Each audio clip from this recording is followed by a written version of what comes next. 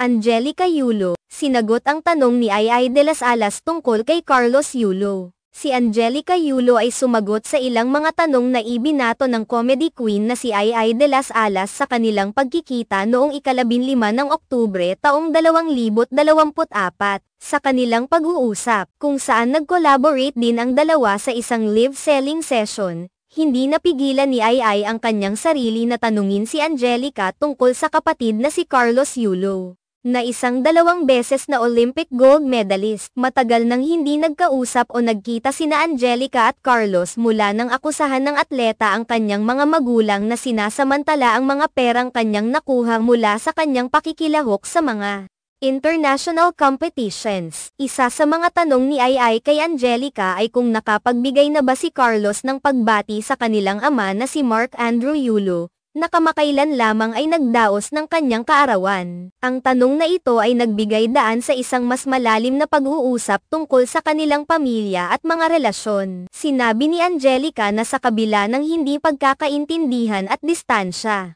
umaasa siyang makakausap ni Carlos ang kanilang ama sa hinaharap. Ang kanilang pag-uusap ay nagbigay ng liwanag sa sitwasyon ng pamilya Yulo, na tila may mga hindi pagkakaunawaan. Ngunit ang pag-asa ay nariyan na maaaring maayos ang mga ito sa tamang panahon. Sa kabila ng mga pagsubok na dinaranas ni Carlos sa kanyang pamilya, nananatili siyang nakatuon sa kanyang karera bilang isang atleta. Habang patuloy ang pag-uusap, ipinaliwanag ni Angelica na ang mga isyu sa pamilya ay kadalasang mahirap, lalo na sa mundo ng palakasan. Sa kanyang pananaw, mahalaga ang komunikasyon at pag-intindi upang mapanatili ang magandang relasyon sa loob ng pamilya. Ayon kay Angelica, umaasa siyang makakakita sila ni Carlos ng pagkakataon na magkasama muli, hindi lamang bilang magkapatid kundi bilang isang pamilya. Naniniwala siya na sa paglipas ng panahon, maaaring magkaroon ng pagkakataon para sa pagkakaayos. Sa mga tanong ni Ai, naging masigla ang kanilang talakayan at ipinakita ang kanilang suporta sa isa't isa. Ang kanilang pagkakaibigan ay lumalakas sa kabila ng mga hamon na dala ng buhay. Ang pagkakaroon ng kaibigan na handang makinig at umintindi ay mahalaga,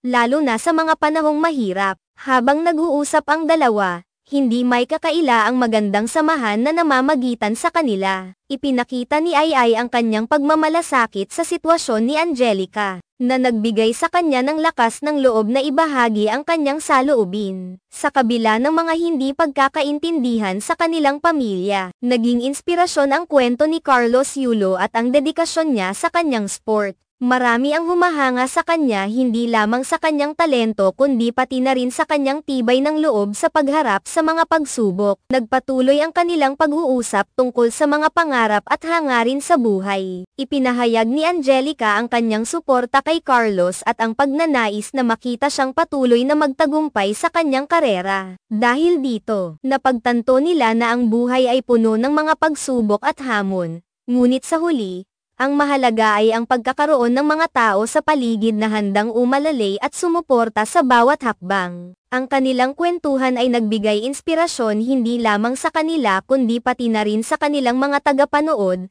na patuloy na sumusuporta sa kanilang mga ginagawa. Ang pagbibigay halaga sa pamilya at pagkakaibigan ay isang mahalagang aral na natutunan nila mula sa kanilang karanasan. Sa kabuuan, ang pagkikita nina Angelica at Ai ay hindi lamang naging pagkakataon upang makipag-chat, kundi isa ring pagkakataon upang pag-usapan ang mas malalim na tema ng pamilya, relasyon, at ang suporta na mahalaga sa buhay.